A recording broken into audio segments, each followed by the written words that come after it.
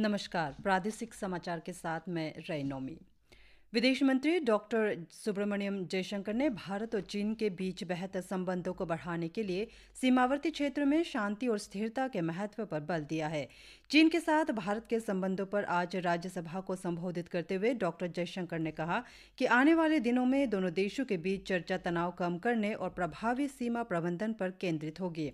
उन्होंने सशस्त्र बलों की भूमिका की सराहना करते हुए कहा कि साजो सामान संबंधी चुनौतियों और कोविड की स्थिति के बावजूद भारत तेजी से और प्रभावी ढंग से जवाबी तैनाती करने में सक्षम था। उन्होंने कहा कि भारत और चीन ने सीमा मुद्दे को हल करने के लिए कई दशकों से बातचीत की है। सीमा के बुनियादी ढांचे को मजबूत करने पर सरकार की प्रतिबद्धताओं पर डॉक्टर जयशंकर ने कहा कि लद्दाख में सड़कों, हवाई क्षेत्रों और अन्य रसद सुविधाओं के विकास में महत्वपूर्ण प्रगति हुई है। इससे सशस्त्र बलों की क्षमताओं में वृद्धि हुई है। लोकसभा में आज रेलवे संशोधन विधेयक 2024 को विचार और पारित करने के लिए लाया गया। विधेयक का उद्देश्य रेलवे बोर्ड को वैधानिक शक्तियां प्रदान करना और निकाय की कार्यप्रणाली और स्वतंत्रता को बढ़ाना है। विधेयक को आगे बढ़ाते हुए रेल मंत्री अश्विनी वैष्णव ने कहा कि इस विधेयक का उद्देश्य रेलवे क्षेत्र में और अधिक दक्षता लाना है। उन्होंने कहा कि 10 साल पहले रेलवे का बजट करीब 29,000 करोड़ रुपए था और अब 2,52,000 करोड़ रुपए है। उन्होंने कहा कि पिछले 10 वर्षों में 44,000 किलोमीटर रेलवे नेटवर्क का विद्युतीकरण किया गया। राज्यपाल लेफ्टिनेंट जनरल के.टी. पटनायक ने पोदी बारबी के अवसर पर राज्यवासियों, खासतौर पर आदि समुदाय के रामो, पाइलिबो और बोकर को हार्दिक शुभकामनाएं दी है। उन्होंने आशा व्यक्त की कि ये पर्व समाज में खुशहाली, अच्छी फसल और समृद्धि लाएगा। अपने संदेश में राज्यपाल ने कहा कि त्योहार हमारी विरासत के महत्वपूर्ण वाहक के रूप में काम करते हैं, जो हमारी सांस्कृतिक धरोहरों को संरक्षित और बढ़ावा देते हैं। उन्होंने कहा कि पीढ़ियों से चली आ रही ये कालातीत परंपराएं हमारे पूर्वजों की बुद्धिमत्ता और विरासत का प्रमाण है। मुख्यमंत्री पेमा खांडू ने आज एक सोशल मीडिया पोस्ट में कहा कि उड़ान योजना के तहत अलायंस एयर की नई उड़ान क्षेत्रीय संपर्क को मजबूत करेगी और पर्यटन तथा जीरो वैली के विकास को बढ़ावा देगी। अलायंस एयर आज से गुवाहाटी से जीरो के लिए प्रति सप्ताह 2 उड़ानें संचालित कर रही है। घरेलू वाहक सोमवार और बुधवार को उड़ानें संचालित करेगा। राज्य के कृषि एवं बागवानी मंत्री गैब्रियल डी वांगसू ने कल नई दिल्ली में राज्य की कृषि और बागवानी नीति पर समीक्षा बैठक की अध्यक्षता की।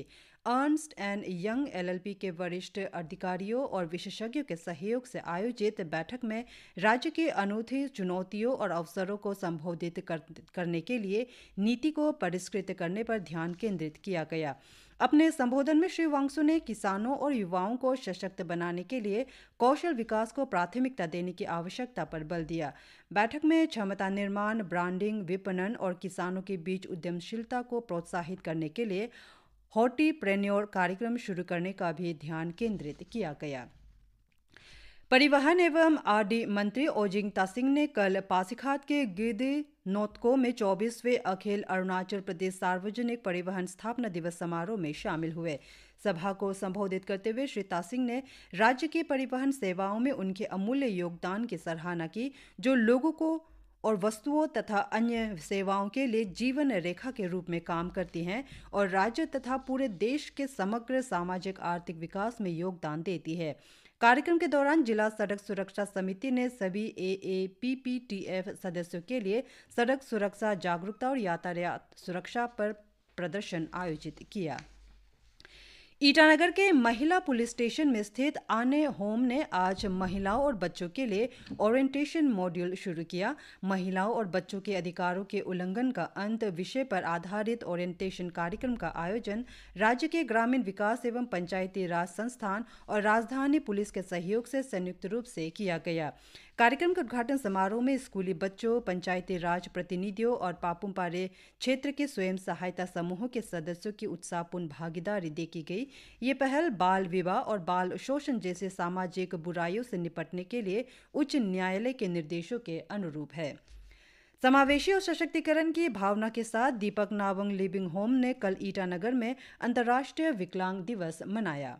इसी के साथ ये समाचार बुलेटिन समाप्त हुए। नमस्कार।